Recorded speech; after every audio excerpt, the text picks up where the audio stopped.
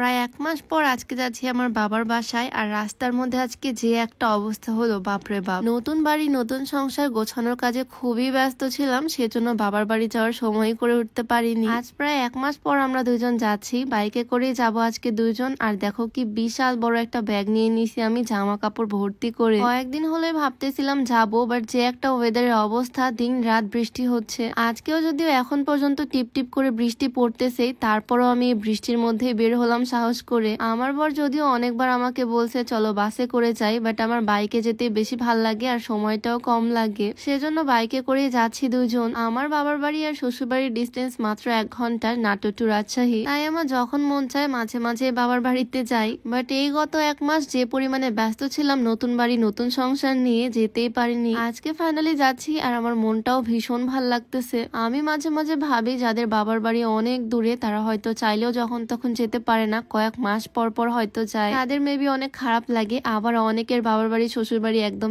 এক এলাকাতে এক পাড়ায়, তারা তো সব সময় যাতায়াত করে। আসলে এক একজনের সিচুয়েশন একদমই এক এক রকম। যাই হোক, রাস্তার মধ্যে আমরা একটু ব্রেক নিলাম। আমার অবস্থা তো পুরাই খারাপ, 2টা ব্যাগ এরকম সামনে পিছনে নিয়ে। আমি যখনই এই রোডে জার্নি করি তখনই এই জায়গাতে আমি দাঁড়াই, এই চা স্টলটাতে, এই মাছার উপরে এসে একটু বসি। হাইওয়ের পাশে এই জায়গাটা আমার অনেক ভাল লাগে, আর জার্নির মাঝখানে একটু ব্রেক নেওয়া হয়ে যায়। এই বৃষ্টির ওয়েদারে একটু চা হলে আর কি লাগে বলো, তাই চা স্টল থেকে গরম গরম 2 কাপ চা নিয়ে নিলাম। আমার বর তো বারবার আমাকে তাড়া দিয়েছে, তাড়াতাড়ি চলো বাসায় চলো, কখন যেন বৃষ্টি চলে আসে। তো যাই হোক, এই জায়গাতে অনেকক্ষণই টাইম স্পেন্ড করলাম আমরা দুইজন। এই জায়গাতে বসে থাকতে ভালো লাগতেছে, বাট এখন আবারও রওনা দিতে হবে এত ভারী ভারী ব্যাগ নিয়ে। একটা ব্যাগ সামনে নিয়েছি বড়টা, আরেকটা ব্যাগ পিছনে, যাতে ব্যালেন্স হয়। ব্যাপার না, বাবার বাড়ি যাচ্ছি, এইটুকু কষ্ট তো করাই যায়। আমার আম্মু বেশ কিছুদিন হলো ওয়েট করতেছে কবে তার মেয়ে জামাই আসবে, আর আজকে ফাইনালি আমরা দুইজন যাচ্ছি। আমার আম্মু আমাদের জন্য ওয়েট করতেছে বাসায়। বাট দেখো কি একটা অবস্থা,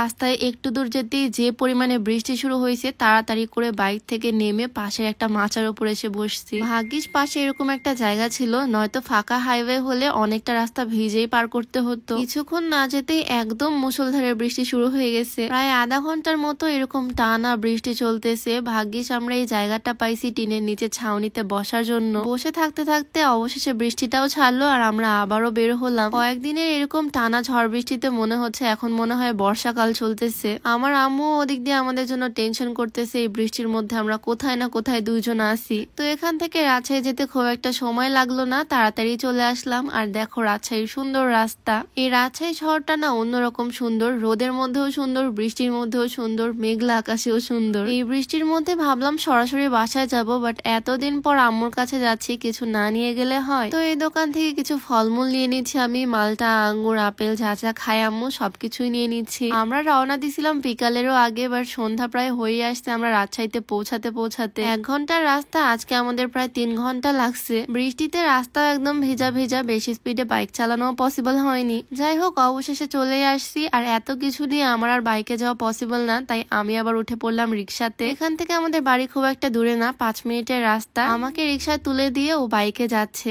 ওয়েদার দেখে বুঝতে পারতেছো একটু পরেই সন্ধ্যা নামবে, এত পরিমাণে লেট হয়েছে আজকে আমাদের আসতে। যাই হোক, এতদিন পর আসছি, অনেক শান্তি লাগতেছে। ইচ্ছা আছে এবার বেশ কয়েকদিন থাকার, অনেক জামা কাপড়ও বেঁধে নিয়ে আসছি সাথে। তো অনেকটা দেরিতে হলেও সাবধানে বাসায় পৌঁছেই গেলাম আলহামদুলিল্লাহ। এসেই তো সোজা চলে আসছি আমার মোমোর কাছে। এতটা জার্নি করে আসছি, এখন একটু ফ্রেশ হবো, খাওয়া দাওয়া করবো, রেস্ট করবো। তো ভিডিওটা এখানেই শেষ করছি। সবাই ভালো থাকো, সুস্থ থাকো, দেখা হয়ে যাবে নতুন কোনো ভিডিওতে। সবাইকে আল্লাহ হাফেজ।